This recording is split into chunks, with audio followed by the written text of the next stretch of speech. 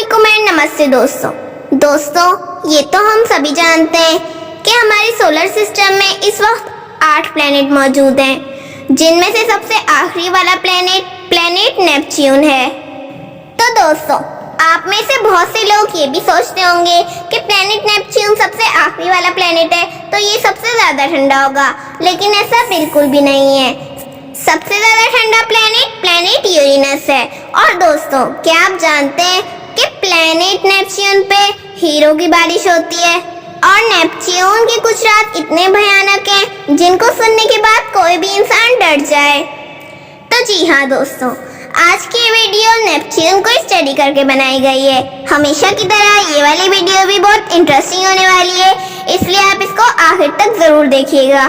मैं हूँ अरुणाजर और आप देख रहे हैं आपका अपना चैनल हिस्टोरिकल स्लाइड टेल। तो दोस्तों, ये उस वक्त की बात है जिस वक्त हमारे सोलर सिस्टम में से 7 प्लैनेट हुआ करते थे, यानी कि यूरेनस हमारे सोलर सिस्टम का सबसे आखिरी प्लैनेट था। तो उस वक्त साइंटिस्ट ने एक बड़ी अजीब बात नोटिस की कि हमारे सोलर सिस्टम का सबसे आखिरी प्लैनेट यानी कि यूरेनस एक खास जगह पर आके अपनी मूवमेंट में थोड़ी सी गड़बड़ कर रहा है। ये देखकर साइंटिस्ट थोड़े से कंफ्यूज हो गए, क्योंकि हमारे सब प्लैनेट न्यूटन के बनाए हुए ग्रेविटी के लॉ पर काम कर रहे हैं। लेकिन दोस्तों, यूरेनस ऐसा अकेला प्लैनेट था जो न्यूटन के बनाए हुए ग्रेविटी के लॉ पर काम नहीं कर रहा था। वो एक खास जगह पर आके अपनी मूवमेंट चेंज कर रहा था। तो ये सब देख के कुछ साइंटिस्ट ने ये भी कहना शुरू कर दिया कि शायद न्यूटन के बनाए हुए लॉज ही गलत हैं। यूरेनस की इन अजीबोगरीब हरकतों ने पूरी साइंटिफिक कम्युनिटी की तवज्जो अपनी तरफ खींच ली थी और फिर साइंटिस्ट ने यूरेनस को दिन रात स्टडी करना शुरू कर दिया। उनमें से एक साइंटिस्ट और बेन रिविलिया भी थे, जो कि दिन रात यूरेनस का स्टडी कर रहे थे।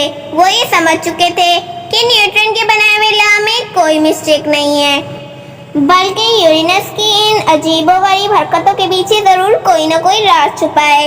इन राजों को जानने के लिए उन्होंने दिन रात यूरेनस को स्टडी करना शुरू कर दिया। उन्हें शक था कि जिस जगह पर यूरेनस अपनी मूवमेंट को बदलता है, उस जगह पर कोई ना कोई प्लैनेट या कोई ना कोई बड़ा स्टार जरूर है, जिसके चलते यूरेनस अपनी मूवमेंट को बदल रहा है उसकी ग्रेविटी की वजह से। और मैन एक रात एक बहुत गहरी सोच में चले जाते हैं। वो अपने हाथ में एक पेन और पेपर पकड़ लेते हैं और कुछ मैथमेटिक कैलकुलेशन करने लगते हैं।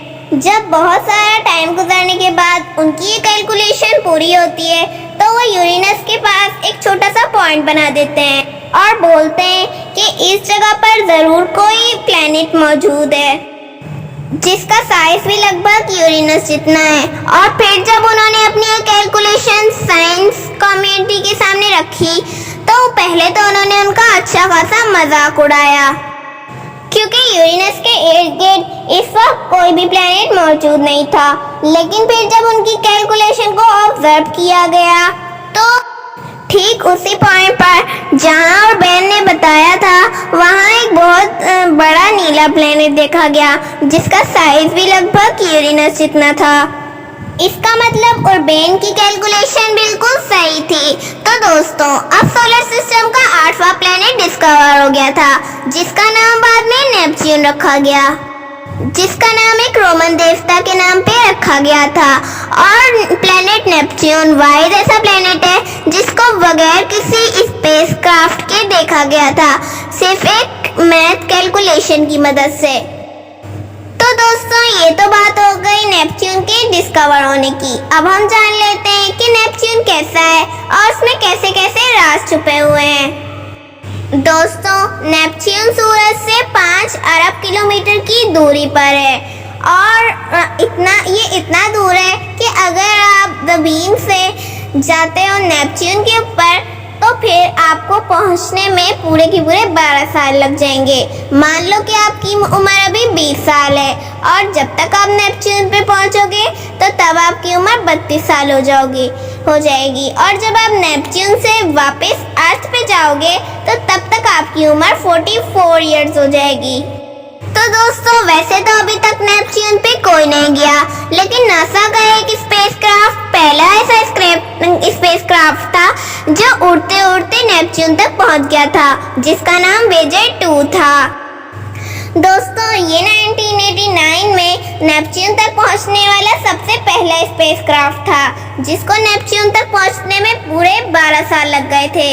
जैसे कि दोस्तों वेजर 2 नेपच्यून के आसपास तक 4 महीने उड़ता रहा था और इन 4 महीनों में उसने काफ़ी सारी इंफॉर्मेशन कलेक्ट की थी नेपच्यून की, जैसे कि नेपच्यून की भी रिंग्स हैं और नेपच्यून का एक चांद नहीं बल्कि पूरे के पूरे 14 चांद हैं, जिसमें से ज़्यादातर चांद बर्फ से बने हैं और एक चांद यूरेनस का जो सबसे ज़्यादा अजीब है उसका नाम ट्राइटन है, क्योंकि वो यूरेनस की उल्टी दिशा में घूमता है, यानी जिस तरफ यूरेनस घूमता है वो उससे उल्टी साइड में घूमता है।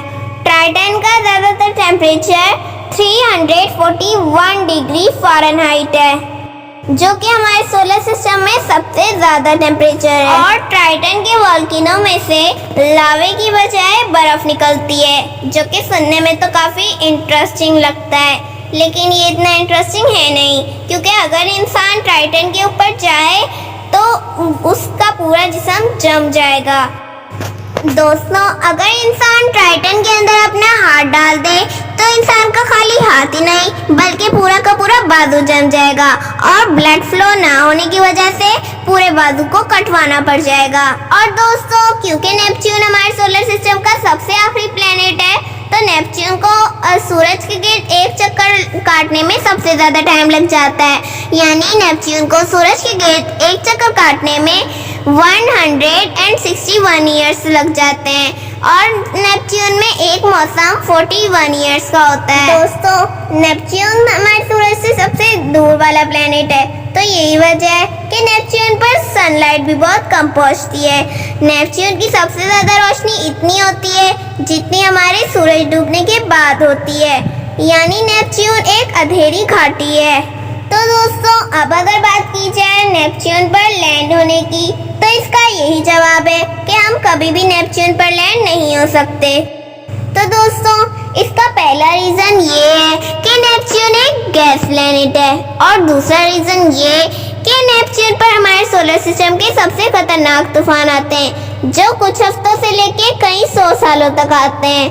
अब अगर हम डिस्कस करें हमारे पहले रीज़न को, तो इसका जवाब ये है कि हमारे सोलर सिस्टम में 4 रॉक प्लैनेट हैं और 4 गैस, यानी कि मरकरी, वीनस, अर्थ और मार्स ये रॉक प्लैनेट हैं और यूरेनस, सैटर्न, नेपच्यून और यूरेनस ये गैस प्लैनेट हैं।